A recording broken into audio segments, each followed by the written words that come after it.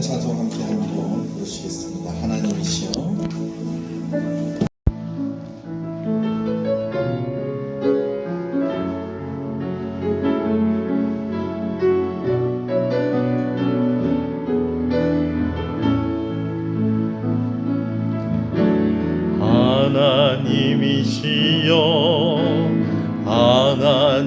하나님이시여 주는 나의 하나님이시로다.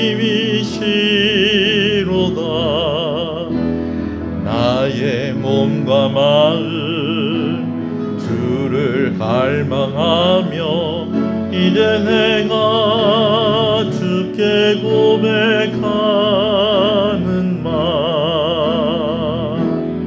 여호와는 나의 힘이요 여호와는 나의 구원이시니 내가 누구를 두려워하리요. 여호와는 생명의 피난처시니 주의 인자가 생명보다 나음으로 내 입술이 여호와를 찬양하리. 내 평생에 주를 찬양하며 주의 이름으로 내 손 들리라. 주의 인자가 생명보다 나음으로 내 입술이 여호와를 찬양하며 내 평생에 주를 찬양하며 주의 이름으로 내 손 들리라.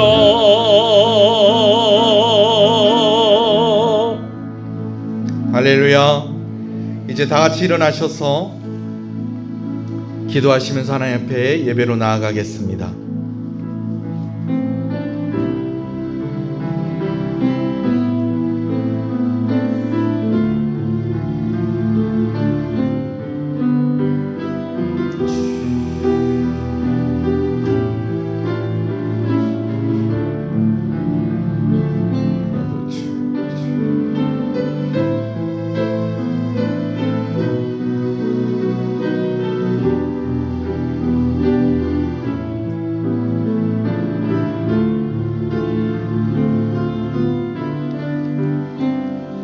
신앙을 고백하시겠습니다. 전능하사 천지를 만드신 하나님 아버지를 내가 믿사오며 그 외아들 우리 주 예수 그리스도를 믿사오니 이는 성령으로 잉태하사 동정녀 마리아에게 나시고 본디오 빌라도에게 고난을 받으사 십자가에 못 박혀 죽으시고 장사한 지 사흘 만에 죽은 자 가운데서 다시 살아나시며 하늘에 오르사 전능하신 하나님 우편에 앉아 계시다가 저리로서 산자와 죽은 자를 심판으로 오시리라. 성령을 믿사오며 거룩한 공예와 성도가 서로 교통하는 것과 죄를 사하여 주시는 것과 몸이 다시 사는 것과 영원히 사는 것을 믿사옵나이다. 아멘. 220장 찬송입니다.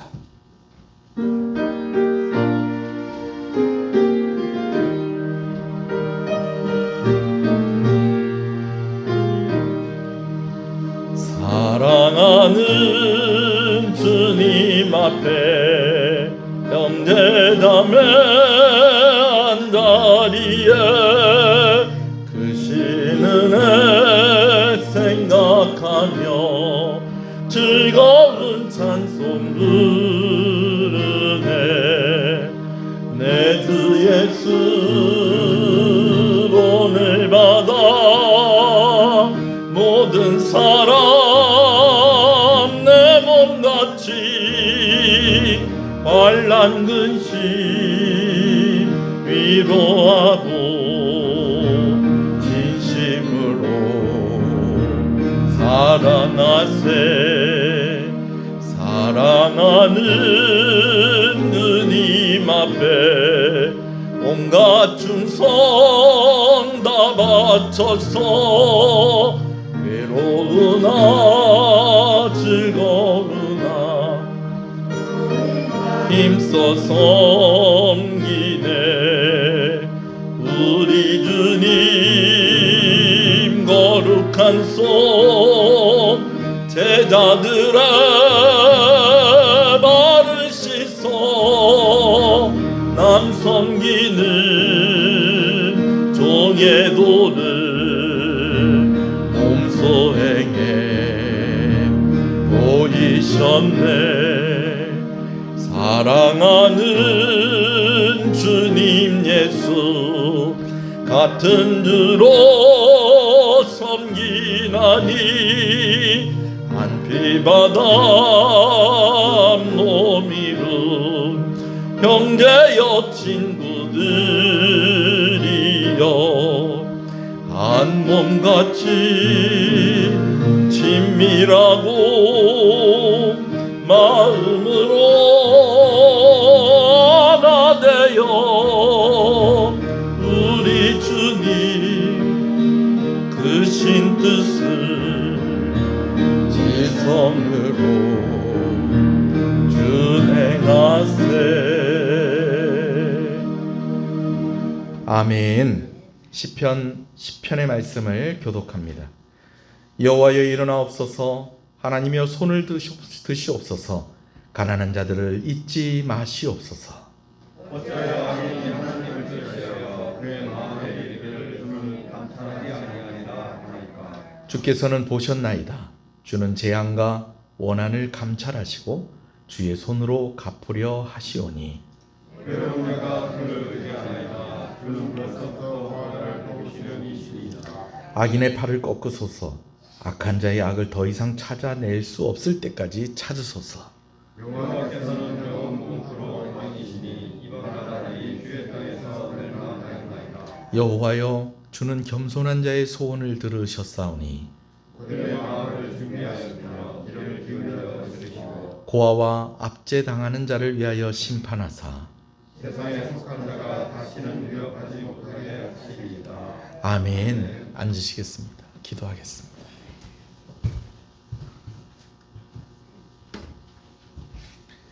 하나님의 은혜를 감사합니다. 오늘 복된 주일을 우리가 맞이하게 하시고 함께 예배하게 하시는 것을 감사합니다. 주일 일부 예배로 또 영상을 보면서 하나님의 말씀을 듣고 예배하고자 하는 이들을 하나님께서 기억하시고 은혜를 허락하여 주시기를 간절히 소원합니다. 부족하고 연약함을 고백합니다. 예수님 없이는, 보혈의 공로가 없이는, 믿음이 없이는 하나님 앞에 나아갈 수 없는 이들임을 고백합니다. 하나님이 불쌍히 여겨주지 아니하시면 아버지, 오늘 우리가 어떻게 하나님 앞에 나아갈 수 있겠습니까? 하나님, 우리의 죄를 용서하시고 십자가 붙잡고 나아가오니 우리를 긍휼히 여겨 주시옵소서. 오늘 우리의 드리는 이 예배가 하나님께 연락되어지는 예배가 되기를 소원합니다. 온 마음을 드리게 하시고 또한 아버지 하나님 온 정성을 드리게 하여 주시옵소서. 주의 말씀을 들을 때에 힘이 나고 주의 말씀을 들을 때에 도전이 되어지고 주의 말씀을 들을 때에 아버지 우리가 가슴을 치며 회개하며 하나님의 사랑을 더욱더 알게 하여 주시옵소서. 예배의 시종을 주님께 의지합니다. 오직 주의 성령으로만 충만하게 하여 주시옵소서. 주 예수 그리스도 이름으로 기도합니다. 아멘.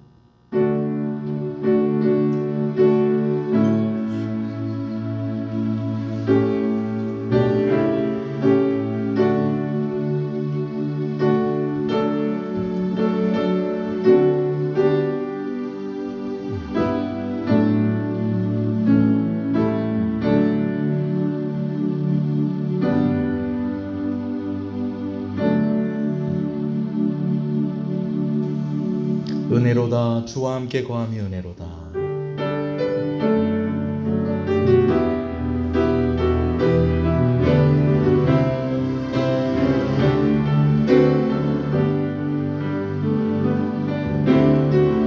은혜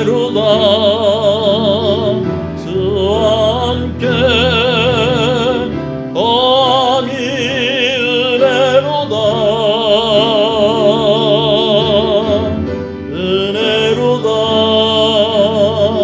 주와 함께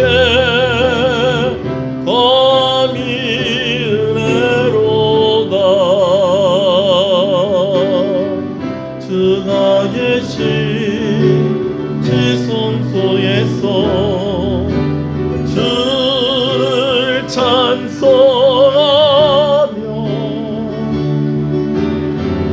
내 영혼에 부어주신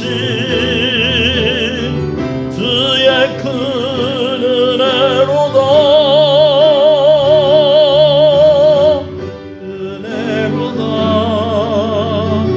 주와 함께 감히 은혜로다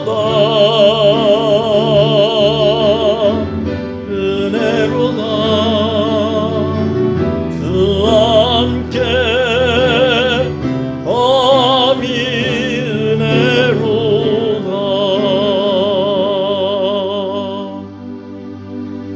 할렐루야.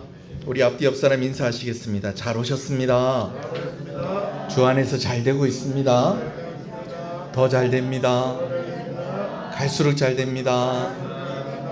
반드시 잘 됩니다. 할렐루야. 함께 말씀을 보겠습니다. 마태복음 24장 말씀입니다.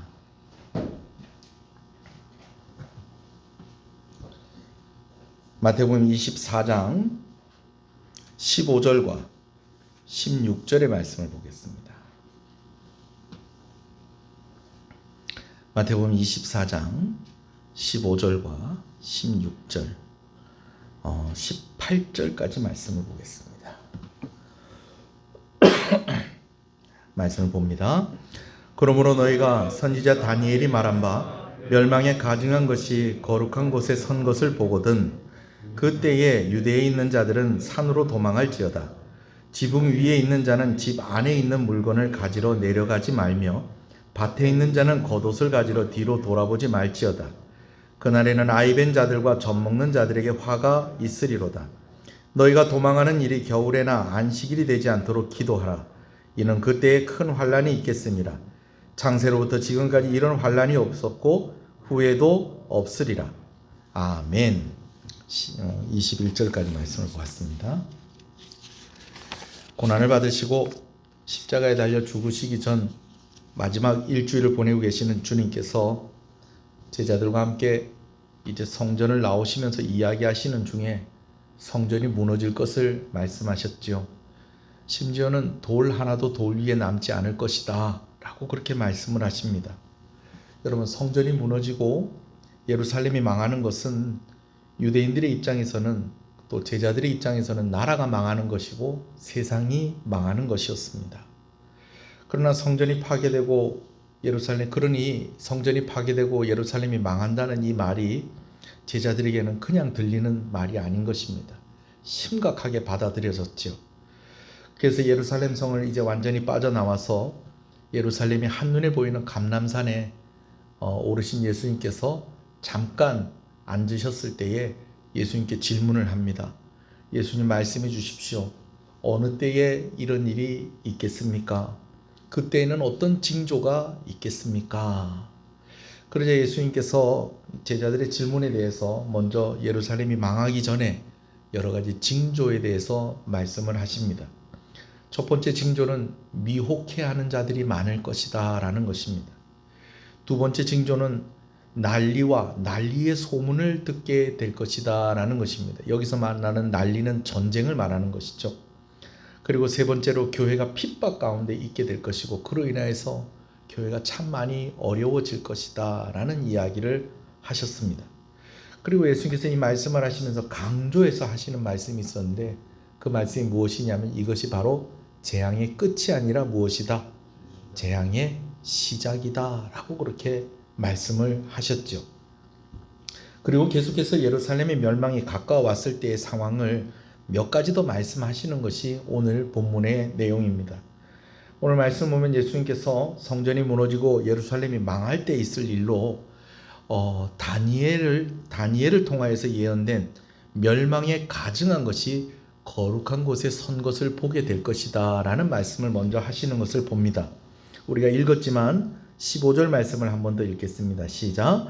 그러므로 너희가 선지자 다니엘이 말한 바 멸망에 가증한 것이 거룩한 곳에 선 것을 보거든. 여러분, 멸망에 가증한 것이 거룩한 곳에 선다는 것이 어떤 것을 말하는 것일까요? 여러분, 때로는요, 예언이요, 들을 때는 모르겠는데 딱 보면 이게 이거구나 라는 것을 알게 되어지는 것들이 꽤 많이 있습니다.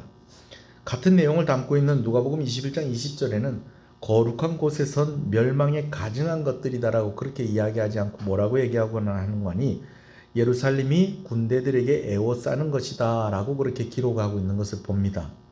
자, 그런데 예루살렘을 애워싸는 그 군대들의 모습 속에 어떤 모습이 있다는 것입니까? 다니엘을 통하여서 예언된 그 모습이 있다는 거죠. 멸망에 가증한 것이 거룩한 곳에 선 그것을 그 군대들의 모습을 통해서 볼 수 있다라고 그렇게 정리를 할 수가 있겠습니다. 자, 조금 이따 이 부분에 대해서 더 자세하게 설명을 드리고요. 그리고 나서 이제 예수님께서 계속 말씀을 하실 때에 예루살렘과 유대에 있는 이들이 어떻게 해야 될 것인가에 대해서 말씀을 하시는데, 한마디로 말하면 도망가라는 겁니다. 도망가라는 거예요. 지체하지도 말고 미련을 두지도 말고 빨리 도망가라는 것입니다.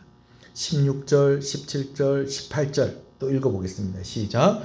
그때 유대에 있는 자들은 산으로 도망할지어다.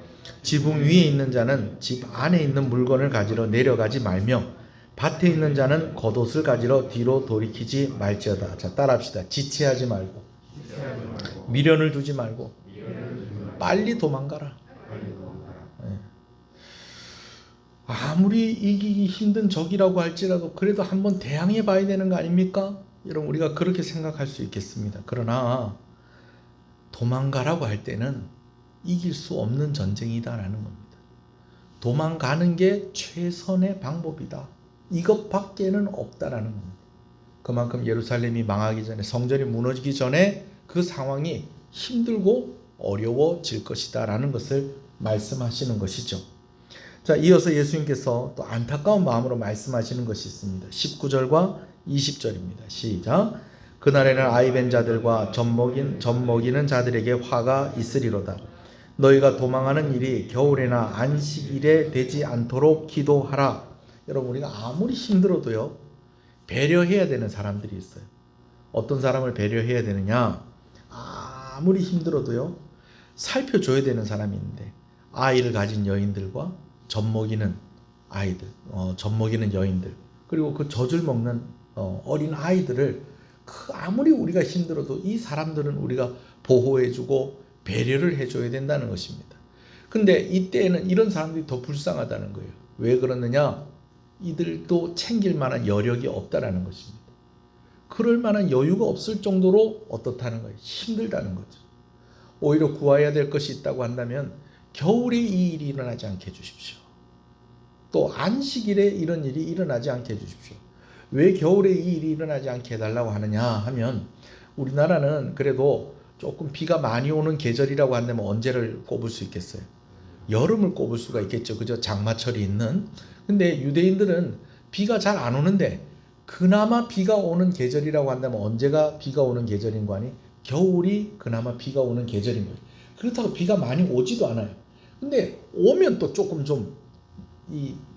워낙에 비가 안 오다 보니까 오면은 참 이 비가 오는 것 때문에 이제 농사를 지을 수 있고 뭐 이런 면들도 있지만, 어떤 면이 있냐면 도로 사정이 많이 안 좋아지는 겁니다.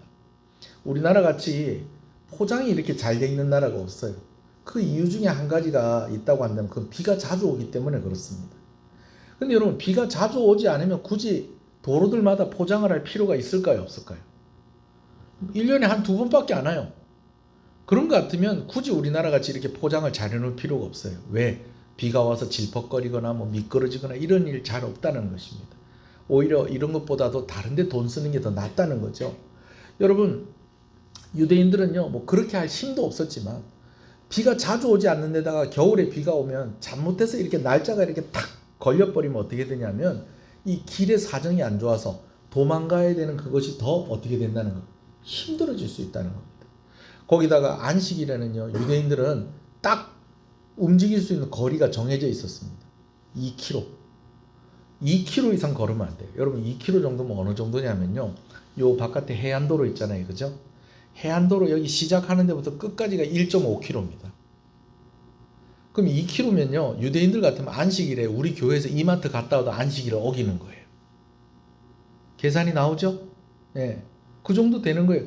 이마트 갔다 오면 뭐 여기는 물론 이렇게 삥 둘러가니까 이마트 뭐 직선으로 하면 뭐 왔다 갔다 하는데 2km가 안 될 수도 있겠습니다만, 유대인들의 개념에서는 안식일에는 그 이상 걸으면 안 된다는 거예요. 근데 도망가려고 하면은 또 갈등이 생긴다는 거예요. 도망도 가야 되겠고, 뭐도 지켜야 되겠고, 안식일도 지켜야 되겠고. 그러니 더 힘들고 어려운 것. 근데 여러분, 은혜를 구한다는 게 이런 것 정도밖에 구할 수밖에 없다는 거예요. 왜 그렇다는 거예요? 그만큼 힘들고 어렵다는 것이죠. 그런 상황이 될 것이다 라는 것이죠. 그러면서 성전이 무너지고 예루살렘이 망할 때에 예수님께서 말씀하시는 유일한 하나님의 긍휼을 이야기하시는 것을 보게 되어집니다. 21절과 22절입니다. 시작. 이는 그때에 큰 환란이 있겠습니다. 창세로부터 지금까지 이런 환란이 없겠고 후에도 없으리라. 22절. 그 날들을 감하지 아니하면 모든 육체가 구원을 얻지 못할 것이나 그러나 택하신 자들을 위하여 그 날을 감하시리라. 자, 여러분 이런 경험이 없다고 하면 참 복 있는 사람입니다.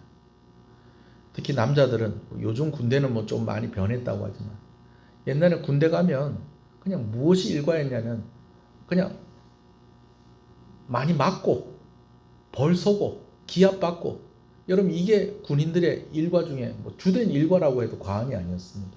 근데 어떤 분이 이런 이야기를 하는 것을 제가 들었어요. 맞다가 보면 이제 아픈 것도 잊어버린대.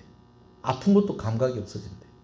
그럼 맞다가 보면, 기압을 받다가 보면 이제는 막 이렇게 아프고 뭐 이런 것들 다 없고 딱 한 가지 생각밖에 안 든다는 거예요. 빨리 어떻게 됐으면 좋겠다. 예? 빨리 끝났으면 좋겠다.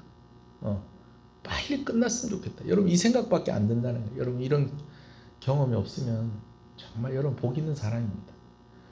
여러분 군대 가서 뭐 이렇게 벌을 받거나 기합을 받거나 맞는 그것뿐만 아니고요, 우리 인생도 그래요. 여러분 우리가 인생을 살면서 힘든 일들이 자꾸 겹치고 끊임없이 자꾸 일어나면요, 나중에는요 눈물도 마르고요, 나중에는요 이거 뭐 아픈 줄도 모르겠고 딱 한 가지 생각밖에 안 드는 거예요. 빨리 어떻게 됐으면 좋겠다. 끝났으면 좋겠다. 창세 이래로 이렇게 힘든 환란이 없을 것이다.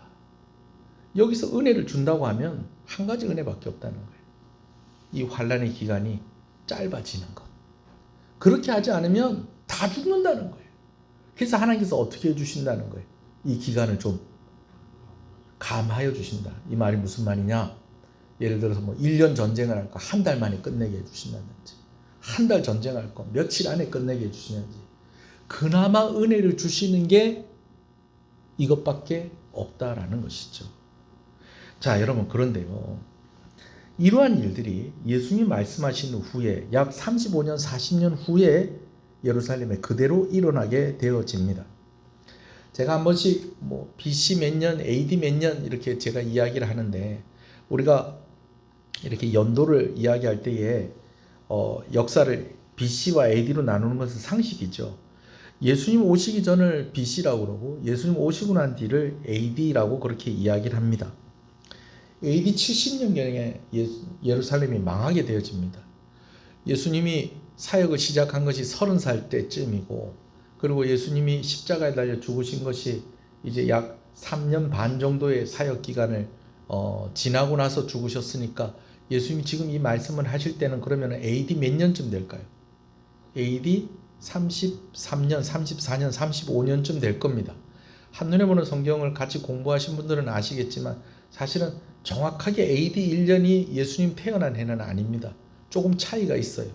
그렇게 본다고 하면 예수님께서 이 말씀을 하시고 난 뒤에 짧게는 30년, 길게는 40년 후에 예루살렘이 어떻게 됐다는 겁니까? 예루살렘이 망했다는 것입니다. 자, 그런데 예루살렘이 망하는 그 모습 가운데, 성전이 무너지는 그 모습 가운데 예수님 말씀하신 것들이 다 그 안에 들어있더라 안 들어있더라? 다 들어있더라는 겁니다. 지난주에 나눴던 이야기는 제가 하지 않고 오늘 본문에 있는 내용으로만 말씀을 드리면 이렇습니다. 자, 예수님 당시 유대는 어디에 통치를 받고 있었냐면 로마의 통치를 받고 있었습니다. 그런데 이 로마의 통치 방법에 특징이 있었어요. 어떤 특징이 있었느냐? 이제 어떤 나라를 이제 이 로마가 집어삼킨 거예요. 자기 속국으로 만든 거예요. 근데 이 속국이 된 나라가 로마가 이렇게 시키는 대로 말을 잘 들으면 로마가 그 나라에도 별다른 제재를 가하지 않고 나름 자치권도 줘요. 그래서 어떻게 합니까? 이제 유대 예수님 당시만 해도 무슨 왕이 있었냐면 분봉왕이라는 것이 있었어요. 분봉왕이 뭐냐면 이제 유대인들이 이 사람을 중심으로 해서 누구 나름대로 잘 살아보라는 거예요. 그러니까 예수님 당시까지만 해도 유대인들이 로마에 대한 불만이 많이 있긴 했지만 그래도 비교적 어떻게 했다는 로마의 말을 잘 들었다는 거예요. 그리고 빌라도도 예수님 이렇게 고난을 당하신 그런 과정을 보면 자기 마음대로 그냥 막 그렇게 하지 않고 자꾸 누구하고 의논을 합니까? 유대 종교 지도자들하고 의논을 하고 이런 모습들을 봅니다. 물론 성경에 보면 빌라도가 성전에서 사람들 많이 죽였었다라는 그런 기록들도 있지만은 그러나 그래도 비교적 유대인들이 로마에 그냥 순응을 하고 있었던 그런 시간들이었다라는 것입니다. 근데 문제는요, 이제 이 빌라도 황제가 그만두고 나서 그 다음 황제들이 왔을 때는 이 총독이 왔을 때는 이 분위기가 달라졌다라는 거예요. 유대인들이요 로마에 반항을 하기 시작을 합니다. 근데 로마가요 잘 순응을 하고 막 이렇게 하면은 그래도 별다른 제재를 가하지 않고 압력을 가하지 않고 그냥 그 백성들이 나름대로 그냥 세금만 잘 바치고 뭡니까 폭동을 일으키지 않고 그렇게만 하면 로마도 그냥 가만히 놔두는데 반항을 하고 폭동을 일으키고 이렇게 하면 로마도 어떻게 한다는 거예요? 더 강력한 군대를, 더 많은 군대를 파견해서 이제 그 나라 백성들을 압박을 하고 괴롭히고 이렇게 했었다라는 것입니다. 자, 근데 빌라도까지만 해도 그래도 유대인들하고 로마 사람들하고 이렇게 아슬아슬하게 선을 넘지 않고 이렇게 잘 오고 있었는데 빌라도가 이제 그만두고 다른 총독이 오고 나서부터 이 총독들이요 유대인들을 자꾸 건드려요. 특히 어떻게 건드리냐면 유대인들의 신앙의 자존심을 자꾸 건드리는 거예요. 성전 문 앞에다가 로마를 상징하는 그런 것들을 세우라고 한다든지 하여튼 그냥 유대인들을 좀 괴롭히기 시작을 하는 거예요. 그러니까 유대인들이 또 어떻게 합니까? 이 로마가 이제 도저히 참을 수 없다. 우리가 그냥 아무 그것도 아닌 줄 알아. 그러면서 이제 로마에 반항을 합니다. 로마에 반항을 하니까 또 로마는 또 어떻게 해요? 자기 나라에 반항을 하니까 더 많은 군대와 더 강력한 힘으로 이 유대인들을 누르기 시작을 하죠. 여러분 그러면서 시간이 자꾸 가면서 이것이 더 심해지는 거예요. 유대인들의 반항은 더 심해지고 또 로마 군대의 압박은 그에 반해서 그에 따라서 더 강력해지고 여러분 이렇게 되어지는 것입니다. 그러는 가운데 어떤 일들이 일어나냐? 곳곳에서 옛날에 우리 전쟁이 있으면은 이렇게 일반 군대도 있지만 어떤 군대들이 일어나요. 의병들이 막 일어나잖아요. 그죠? 근데 의병들이 일어나면은 그 의병들에는 꼭 누가 한 명씩 있게 되어집니까? 그 의병을 이끄는 대장이 하나씩 있잖아요. 여러분 이 대장들이요 자기 스스로도 뭐라고 얘기하고 이 대장들이 듣게 되어지는 말이 있게 됩니다. 그게 무슨 말이냐?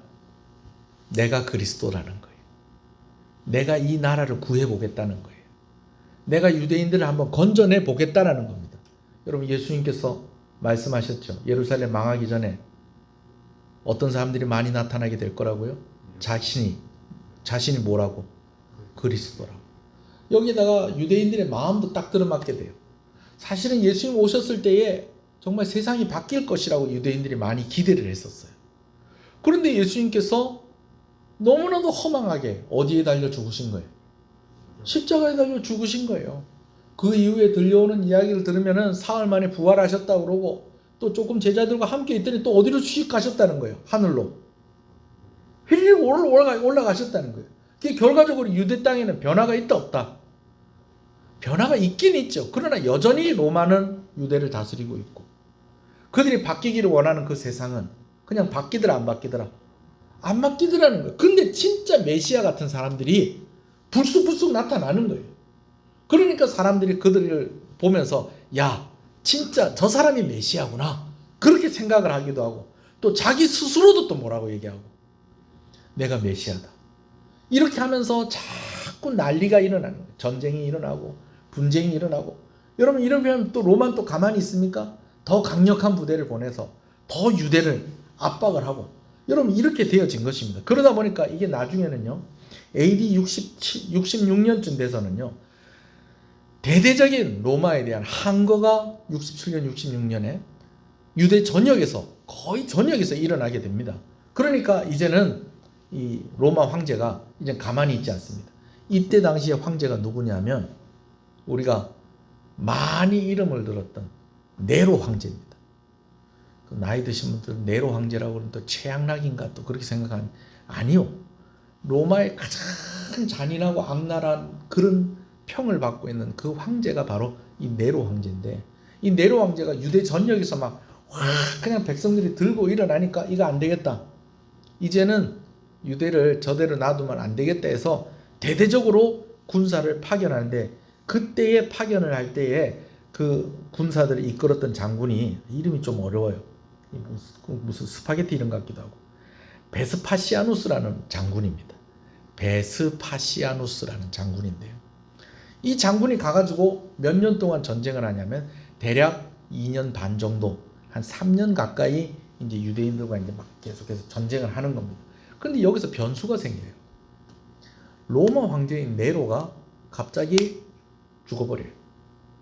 그럼 황제의 자리에 누가 올라야 될 건데, 누가 황제의 자리에 오르냐면 지금 유대 땅에 와가지고 진압을 하고 있는 베스파시아누스라는 이 사람이 네로의 뒤를 이어서 황제가 되는 겁니다. 자, 이렇게 하다가 보니까 유대에서 전쟁을 치르던 이 베스파니우스가 황제가 되기 위해서 어디로 가버리는 거예요? 로마로 간 거예요. 그리고 황제가 됐어요. 그렇게 되다 보니까 이제 베스파니우스가 이제 자기가 황제가 됐으니까 자기가 황제가 되었다라는 것을 좀 만방에 좀 뭔가 좀 보여줘야 될 필요가 있다는 거예요. 내가 황제로서의 자격이 있다는 것을 좀 만방에 좀 보여줄 필요가 있다는 거예요. 근데 마침 자기가 끝내지 못한 전쟁이 있었는데, 어디에서 그 전쟁이 있었다는 겁니까? 유대 땅에서 전쟁이 있었다라는 것입니다. 그러니까 이 베스파니우스가 이제 누구를 이제 예루살렘에 파견하냐면 티투스라는 장군을 이제 이 유대를 진압하라고 보내게 되어집니다. 그래서 이 티투스라는 장군이 이제 새롭게 황제가 된 이 베스파시아누스 황제의 명을 받아서 이제 예루살렘을 본격적으로 이제 공격을 하게 되어지고, 이제 AD 70년에 이 티투스에 의해서 성전이 무너지고 예루살렘 성이 함락을 당하게 되어집니다. 자, 그런데 여기서 재밌는 일이 있어요. 이걸 재밌는 일이라고 이야기는 할 수 없고요. 여기서 아주 특이한 점이 있는데, 어떤 특이한 점이 있냐면 예루살렘 성이 함락될 당시 마침 그때가 또 언제였냐면 6월절이었다는 거예요. 여러분, 유대인들이 꼭 1년에 3번은 예루살렘에 와서 절기를 지켰는데 그 중에서 제일 중요하고 제일 큰 절기가 무엇이라는 겁니까? 6월절이에요. 그래서 이 예루살렘 성에 몇 명이 그 당시에 모였냐면 100만 명이 모인 거예요. 100만 명이. 엄청난 수가 모였죠. 그런데 이 100만 명 가운데에 예루살렘에 함락될 당시에 몇 명이 죽었냐면 11만 명이 죽습니다. 그리고 9,700명이 포로로 잡혀갑니다. 자, 그러면 11만 명 더하기 9,700명, 대략 계산하면 몇 명쯤 됩니까? 11만? 아니죠. 거의 한 20만 명 정도 되는 거예요. 그죠? 20만 7천 명, 뭐 이 정도 되겠죠. 그죠? 예. 11만 명하고 9,700명이니까. 예. 9만 7천 명, 죄송합니다. 9만 7천 명이요. 9만 7천 명. 그러니까 대략 얼마 정도 되는 20만. 원래 몇 명 있었는데 성 안에 100만 명이 있었는데 그 중에서 11만 명은 죽고 9만 7천 명은 포로로 끌려간 거예요. 여러분 이걸 다행이라고 할 수 있을까요? 이게 다행이 아니라고 해야 될까요? 요즘에야 전쟁이 치열해서 요즘 우리가 뉴스 보면 우크라이나에서 몇 명이 죽었다 몇 명이 죽었다 하는데 막 11만 명 죽었다 9,700명이 9만 7천 명이 포로로 잡혀갔다. 여러분 이러면은 우와 이럴 거예요. 근데 여러분 이때만 해도 100만 명 중에서 20만 명이 죽거나 포로로 끌려가면요 이건 그나마 다행인 거예요. 더군다나 원래 이 티투스가 예루살렘을 함락할 때에 하려고 했던 작전이 뭐였냐면 예루살렘 성을 포위를 하고요 시간을 끌어서 그 예루살렘 성 안에 있는 사람들 다 어떻게 하는 것? 굶겨서 죽이는 것이 원래 작전이었어요. 그럼 원래 작전대로 하면은 20만 명보다 훨씬 더 많은 사람들이 훨씬 더 오랜 기간들 속에서 죽게 된다는 거예요. 실제로 예루살렘이 함락이 되고 난 뒤에 남은 이스라엘 사람들이 이제 또 군대를 조직을 해가지고 이제 항거를 하게 되어진데 3년 동안 버티면서 모든 사람들이 부녀자 7명 빼고는 다 전멸하게 되는 이 마사이 전투라는 아주 유명한 전투가 있습니다. 그래서 유대인들 같은 경우는 유대인들에게도 우리나라 같이 육군 사관학교 그런 게 있잖아요. 그죠? 사관학교 이 생도들이 꼭 거기에 가서 이렇게 그거 하는 교육을 받는 그런 기간이 있다고 합니다. 그 원래 계획은 그렇게 돼야 되는 거예요. 예루살렘을 포위를 하고 그 성에 있는 사람들 다 어떻게 굶겨 죽이는 거예요. 그러면서 성에서 나오면은 또 그 사람들도 죽이고 성문을 열고 공격을 하고 그래도 적극적으로 공격하지 않고 그렇게 해서 서서히 그 성 안에 있는 사람들을 다 죽이는 것이 원래 이 베스파시아누스 황제와 이 티투스 장군의 전략이었다라는 거예요. 왜? 유대인들 그냥 가만히 놔두니까 자꾸 반란을 일으키고 자꾸 말썽을 일으키고 하니까 그냥 이번 기회에 다 어떻게 하자? 중요한 사람들 예루살렘에 다 모여 있을 때에 이 사람들 다 죽여버리자. 그러면 어떻게 해야 되느냐? 장기전으로 가야 된다. 시간을 오래 끌면서 예루살렘에 있는 사람들 다 굶겨서 죽여야 된다라는 것이었어요. 그런데 여러분 이 작전이 작전대로 안 됩니다. 왜 그랬는지 누가 먼저 그랬는지 모르겠는데 예루살렘 성을 둘러싸고 예루살렘 성의 사람들이 나오기 전에는 공격을 하지 않고 시간을 오래 끄는 것이 작전이었던 로마 군대가 예루살렘에 진입을 합니다. 그러더니 온 예루살렘을 파괴하기 시작을 했다라는 것입니다. 그래서 학자들은 추측을 하기를 왜 이렇게 했느냐? 이 로마 병사들이 참지를 못했다는 거예요. 뭘 참지 못했냐면 그때 당시 실제로 예루살렘 성전 안에 엄청난 보물들이 있었다라는 거예요. 자, 이 예루살렘 성전 지은 이야기를 제가 한번 해드렸어요. 처음에는 이 헤롯 왕이 이제 로마로부터 왕위를 받게 된 이 헤롯 왕이 누구의 마음을 사기 위해서? 예루살렘과 유대인들의 마음을 사기 위해서 예루살렘 성전을 지었는데 처음엔 그게 마음에 안 들었는데 짓다가 보니까 성전이 꽤 규모가 크고요. 아름답고요. 또 성전이 생기고 이렇게 하니까 유대인들의 마음도 어때요? 좋은 거예요. 그러다 보니까 이 성전을 짓는 것을 시작한 것은 이 헤롯 왕이 시작을 했지만 헤롯 대왕이 시작을 했지만 이제 예루살렘 성전이 지어진다고 하니까 온 유대인들이 이 성전 짓는 일에 동참을 하게 되어집니다. 그러니까 뭐가 자연스럽게 모이게 돼요? 물질이 모이게 되어지는 거예요. 이것이 심지어는 해외에 살고 있는 유대인들까지도 성금을 모아가지고 이제 갖다 주는 거예요. 거기다가 오랜 기간 동안 이제 제사장이라든지 이런 사람들이 이제 이 비리를 축적을 하다 보니까 예루살렘 성전 안에 이제 어떤 소문이 드냐? 저 성전 안에 엄청난 뭐가 있다? 보물이 있다. 돌 하나도 돌 위에 남지 않고 이렇게 다 허물어진 이유도 무엇으로 이렇게 이야기를 하냐면 이 보물들을 숨겨놓는데 다 어디에서 숨겨놨냐면 성전 지으면서 돌 하나 쌓을 때 그 돌하고 돌 사이에다 금덩어리들을 막 숨겨놨다는 거예요. 여러분 이런 소문들이 로마 군대에 이렇게 막 돌기 시작을 하니까 로마 군인들이 참지를 못하는 거예요. 왜? 이거 작전대로 하다가 저 안에 있는 저 황금들, 수많은 보물들 저거 누가 가져갈지 알 수가 없는 거예요. 그러니까 우리가 빨리 가서 먼저 이 성을 무너뜨리고 우리가 빨리 가서 저 성전 안에 있는 것들 다 어떻게 하자? 우리가 가져오자. 이렇게 해서 이런 일들이 일어나지 않았겠는가? 원래 작전은 뭔데? 포위해서 굶겨 죽이는 건데 적극적으로 전투를 하고 성전도 어떻게 했다는 거야? 그 엄청난 무게의 돌들도 그냥 다 드러내면서 그 안에 뭐가 있을까봐, 금덩어리 보물이 있을까봐 어디에 숨겨놨는지 알 수는 없으니까 그래가지고 성전이 완전히 무너졌다라고 그렇게 이야기하는 학자들도 있습니다만은, 그러나 그것 또한 누구의 역사하심이었다는 겁니까? 하나님의 역사하심이었다는 거예요. 왜?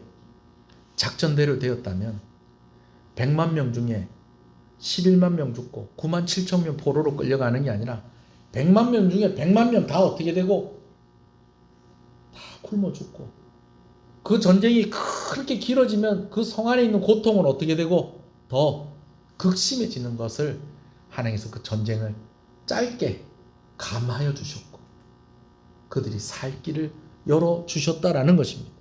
그리고 또 한 가지, 그나마 그래도 나머지 이제 80만 명 되는 사람들이 살 수 있었던 것이 왜 살 수 있었느냐?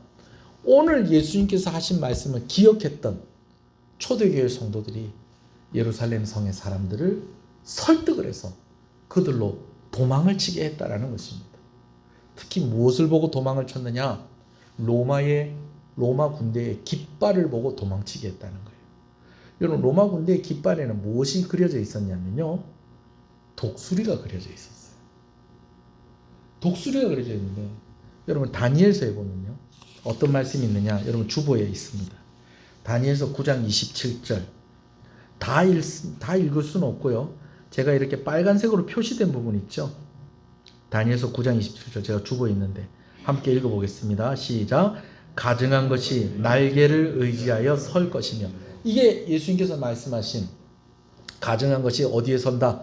거룩한 것에 설 것이다 라는 것을 말씀하신 것이다 라고 학자들이 그렇게 보고 있는 이 다니엘서의 말씀입니다. 근데 그 가증한 것이 뭐가 있다는 거예요? 제가 또 이렇게 한다고 또 족발 이러시면 안 됩니다. 뭐가 있다는 거예요? 날개가 있다는 거예요. 예수님께서 예루살렘 망하기 전에 누가복음에는 이 성을 군대가 에워싸게 될 거라는 거예요. 아까 작전이 뭐라고 했어요? 성을 에워싸고 이 성의 사람들을 굶겨 죽이는 것이 그들의 작전이었다는 거예요. 근데 성을 에워싸고 있는데 그 성을 에워싸고 있는 군대의 모습 가운데에 누가 예언한 내용이 보일 거라는 거예요. 다니엘이 예언한 내용이 보일 것인데 그게 다니엘이 이야기한 것을 직접 보기 전에 몰랐는데 성을 에워싼 로마 군대의 깃발 속에 뭐가 있더라는 거예요? 날개가 있더라는 거예요. 그걸 보고 이제 예루살렘에 있었던 초대교회 성도들이 이거 미리 우리 예수님께서 말씀하신 것이다. 이젠 예루살렘은 망하게 될 것이다. 그래서 산으로 도망해야 된다. 여러분 이 산으로 도망해야 된다라고 이렇게 이야기했는데 실제로 백성들이 산으로 도망을 많이 했어요. 여러분 산으로 도망을 많이 했다는 것은 이런 뜻이에요.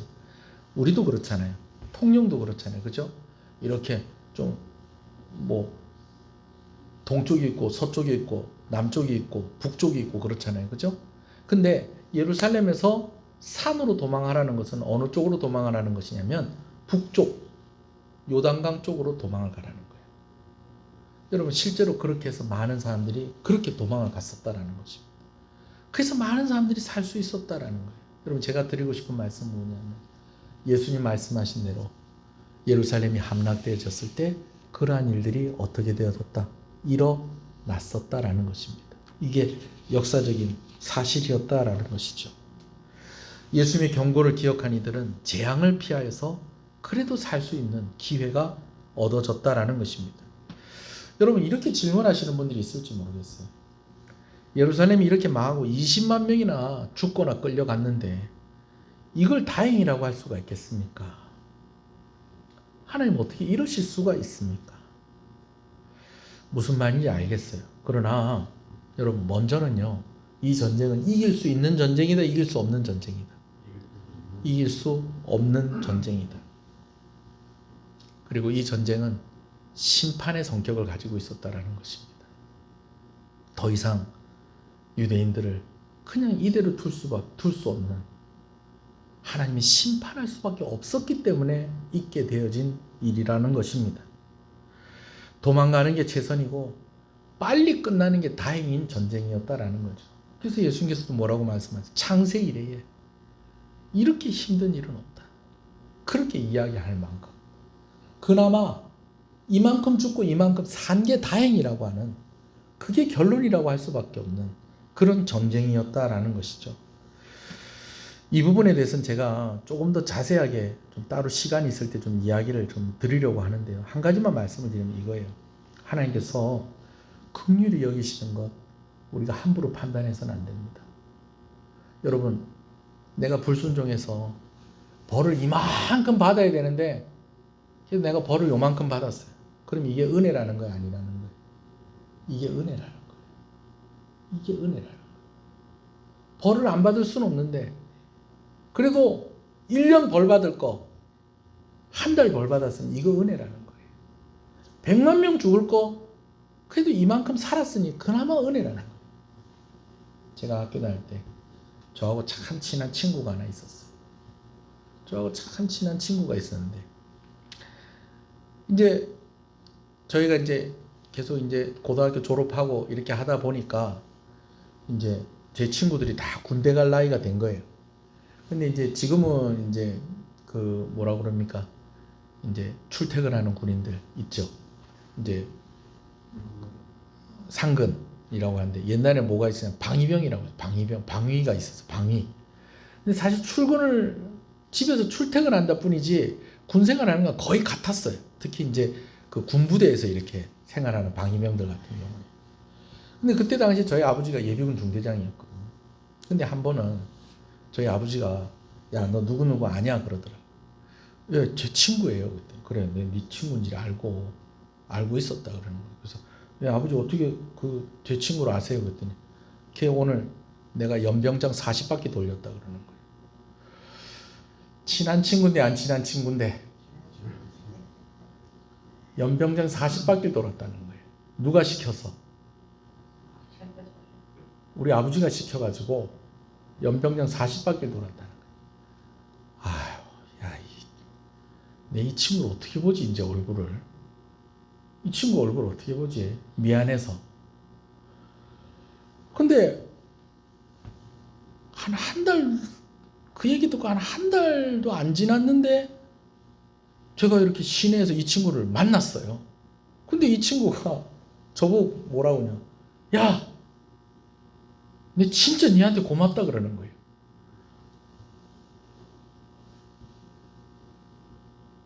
우리 아버지 때문에 연병장 40바퀴를 도는 애가 저보고 고맙다 그러는 거예요. 왜 그랬더니 여러분 젊었을 땐 그럴 수 있잖아요. 이러면 안 되는데 또 젊다가 보니까 또 조금 좀 마음이 좀 해이해지다 보니까 이 친구가 방송에도 나가는데 큰 실수를 한 거예요, 진짜로. 예, 궁금하면 2부 예배 나오십시오. 큰 실수를 한 거예요. 그래서 원래는 이 친구가 어디를 가야 되냐면 영창 가야 될 거예요. 영창 가야 될 일이에요. 근데 우리 아버지가 얘가 누군지를 알고 아들 친구인지를 알고, 예, 이 군대 보낸 아버지 마음이에요. 다른 때 같으면 얄짤 없을 건데, 아이고 이놈이, 제가 한번 얘기했거든요. 아버지, 얘 혹시 뭐 좀 잘 좀 봐주세요. 왜? 제가 친한 친구니까. 그래. 원래는 군대 영창에 가야 되는데 아버지가 그냥 연병장 40바퀴 도는 걸로 그냥 끝을 내줬다는. 그러니까 이 친구는요, 사실은 자기 영창 가야 되는데 40바퀴 돌면서 어떤 생각하고 돌았느냐? 와, 진짜 다행이다. 나 오늘 살았다. 누구 때문에 살았다? 내 친구 때문에 살았다. 그래가지고 나는 아이고 이 친구 얼굴 어떻게 볼까 싶었는데 이 친구는 와가지고 야, 니 때문에 살았다 그러면서 얼마나 반갑고 고마워하든지. 여러분, 하나님이 긍휼히 여기시는 거요. 우리가 함부로 판단하면 안 됩니다. 질 수밖에 없는, 이길 수 없는 전쟁이었고 창세 이래에 큰 환란이었다는 겁니다. 그나마 기간을 감하여 주시고 그나마 이런 것들이 있을 때 빨리 도망가라. 미리 예수님께서 말씀해 주셨기 때문에 유월절을 지키러 온 많은 유대인들이 그나마 살 수 있었다라는 것이죠. 할렐루야. 그러면서 예수님께서 예루살렘 멸망을 예언하시면서 다시 강조하는 것이 있었습니다. 무엇이냐? 거짓 그리스도와 거짓 선지자들을 조심하라는 것입니다. 심지어는 그들이 무엇까지 보여주냐? 큰 표적을 보여주었다는 거죠. 여러분, 이 일이 있고 난 뒤에도 계속해서 유대인들이 로마에 대해서 항전하고 하는 일들이 있었을까요? 없었을까요? 있게 되어져. 그리고 다 그런 일들을 하는 앞장서는 사람들이 또 뭐라고 한다는 거예요? 자기가 그리스도다, 메시아다. 그래서 이런 혼란한 틈을 타가지고 또 거짓 메시지를 주는 그런 선지자들이 수없이 또 나타나더라는 거예요. 자, 예수님께서 뭐라고 말씀하셨는지 우리 말씀 읽어봅시다. 조금 깁니다. 21절에서 26절까지 있습니다. 시작. 이는 그때 큰 환란이 있겠습니다. 창세로부터 지금까지 이런 환란이 없었고 후에도 없으리라. 그 날들을 감하지 아니하면 모든 육체가 구원을 얻지 못할 것이니 그러나 택하신 자들을 위하여 그날을 감하시리라. 자, 여러분, 이 말이 무슨 말인지 이제 이해가 되시죠? 예, 역사적으로 그런 일이 있었구나. 자, 23절이요. 그때 사람이 너에게 말하되 보라, 그리스도가 여기 있다 혹은 저기 있다 하여도 믿지 말라. 거짓 그리스도들과 거짓 선지자들이 일어나 큰 표적과 기사를 보여 할 수만 있으면 택하신 자들도 미혹하리라. 보라, 내가 너희에게 미리 말하였노라. 그러면 사람들이 너희에게 말하되 보라, 그리스도가 광야에 있다 하여도 나가지 말고 보라, 골방에 있다 하여도 믿지 말라. 예수님께서 당부하시는 내용입니다. 여러분, 예수님은 진짠가 아닌가 이런 모습으로 오지 않습니다. 분명한 모습으로 오신다고 하셨습니다. 27절 읽어보겠습니다. 시작. 번개가 동편에서 나서 서편까지 번쩍임같이 인자의 임함도 그러하리라. 여러분, 어디서 누가 진짜 구원자다, 진짜 메시아다, 이긴 자다, 뭐 이런 얘기 듣고 현혹되시면 안 됩니다. 우리가 딱 보면 주님이시구나. 나만 그걸 보게 되는 게 아니라 모든 사람들이 다 보게 될 것입니다.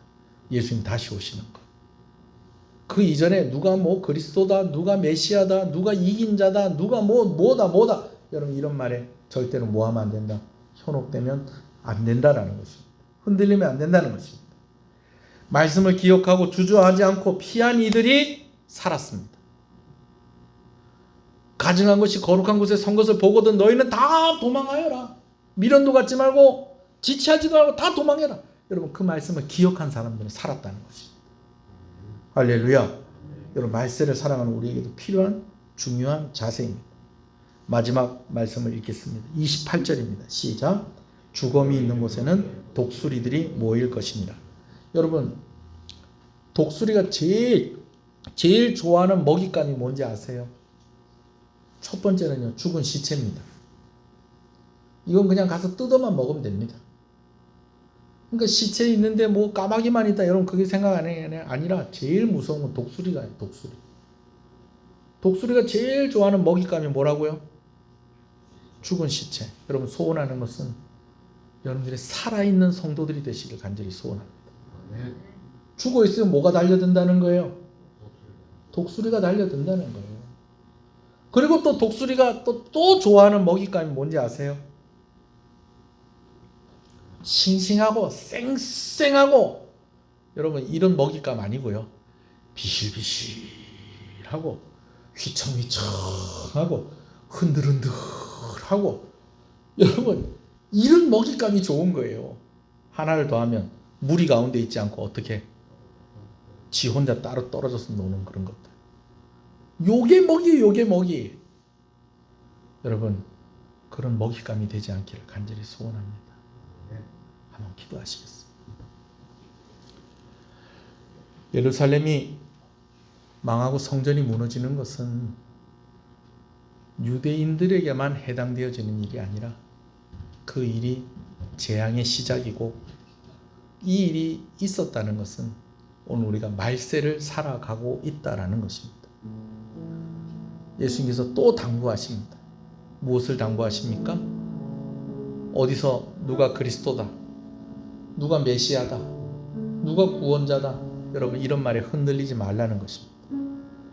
여러분 이런 것들뿐만이 아니라요, 오늘 말세를 살아가는 우리가 믿음이 흔들려서는 안 됩니다.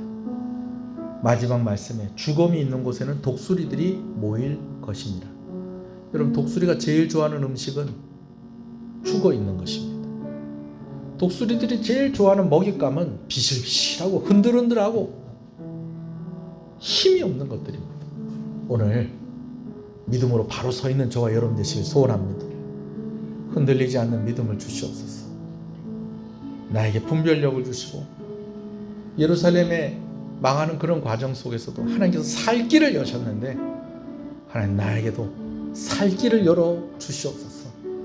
오늘도 하나님이 나를 긍휼히 여기시고, 오늘 내가 벌을 받는 것 같지만 사실은 하나님이 나를 살리시는 것이고, 오늘 내가 죽어가는 것 같지만 오늘도 하나님이 나를 포기하지 않으신다라는 것을 오늘 말씀을 통해서 우리가 보지 않습니까? 그 하나님을 더 신뢰하고 그 하나님을 더 믿고 따라가는 성도가 되게 해주십시오. 우리 한번 이 말씀 생각하면서 잠깐 기도하겠습니다. 주님의 이름을 부르짖습니다. 주여, 주여.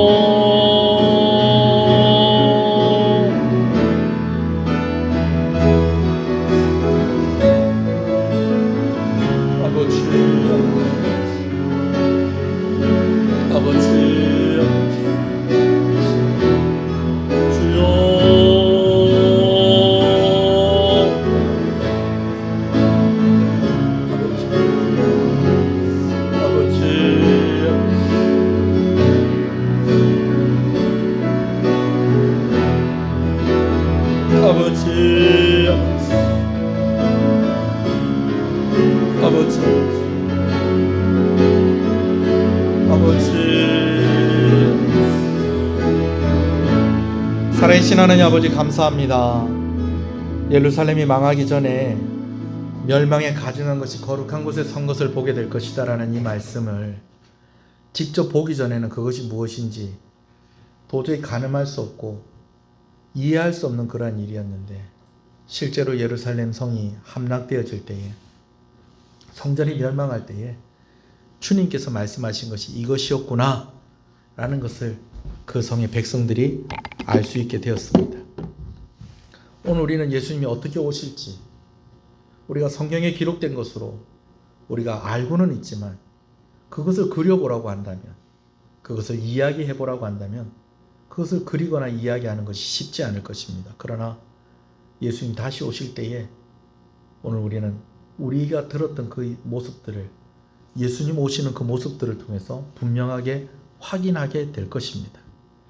하나님, 그때까지 정말 어디서 무슨 이야기가 들리더라도 예수님 한 분만 의지하고 예수님을 바라보면서 신실하게 서 있는 성도들이 되게 하여 주시옵소서. 정말 이 시대에 말세의 때라는 것을 우리가 다른 여러 가지 말들로 설명할 필요가 없다라는 것, 누구든지 이 시대가 말세의 때라는 것을 모두가 동의하는 이 시절을 살아가고 있는데, 아버지 하나님, 오늘 우리가 늘 주님의 말씀을 기억하게 하시고 흔들리지 않는 살아있는 성도들이 되게 하여 주시기를 간절히 소원합니다.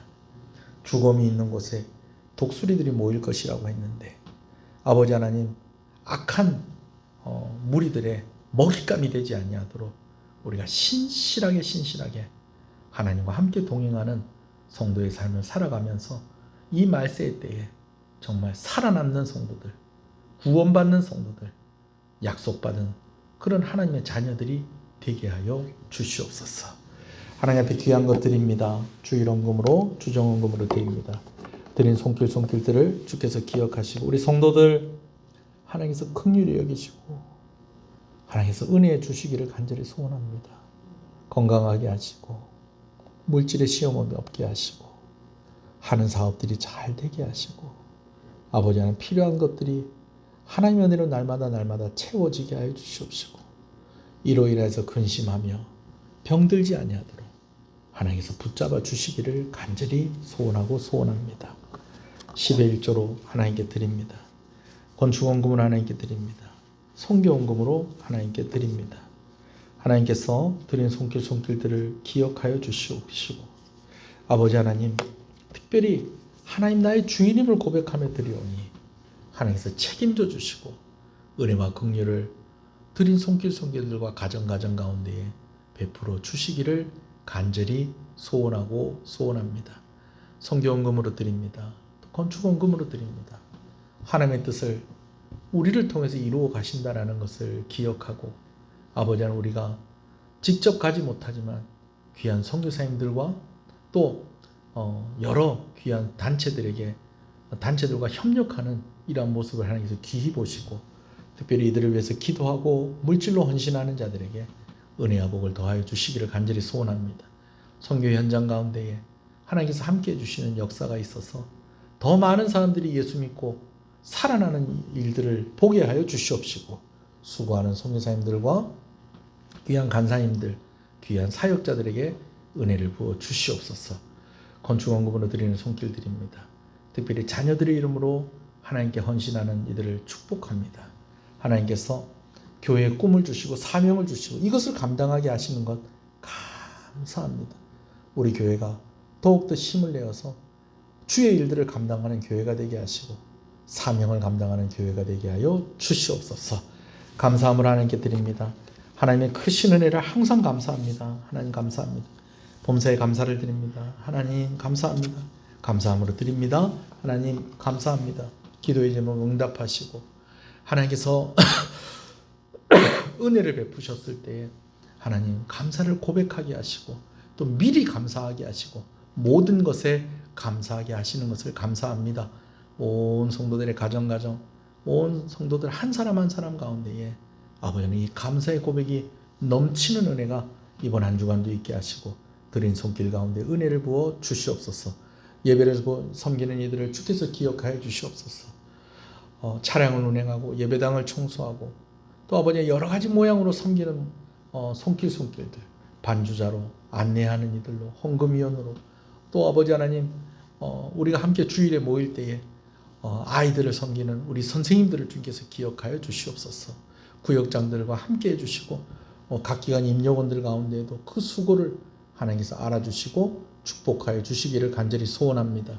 오늘 특별히 남전도의 주관으로 교회가 함께 단합하는 시간을 가지려고 합니다. 이 일을 통해서 하나님께서 영광을 받으시고 하나님 주 안에서 하나됨을 누리며 기뻐하는 귀한 날 되게 하시고 앞장서 일하는 자들에게 복을 허락하여 주시옵소서. 이 나라를 불쌍히 여겨 주시옵소서. 이 지역의 교회들이 함께 자라가며 부흥하게 하여 주시옵소서. 군복무 중에 있는 자녀들이 더 힘을 내고 아버지를 잘 감당할 수 있는 은혜를 주시고 안전하게 하여 주시옵소서. 모든 영광을 주께 돌려드리며 예수님 이름으로 기도합니다. 아멘. 지금은 우리 주 예수 그리스도의 은혜와 하나님 아버지의 사랑하심과 성령님의 감화감동 위로교통 충만하시는 역사가 이제로부터 영원토록 함께 있을지어다. 아멘.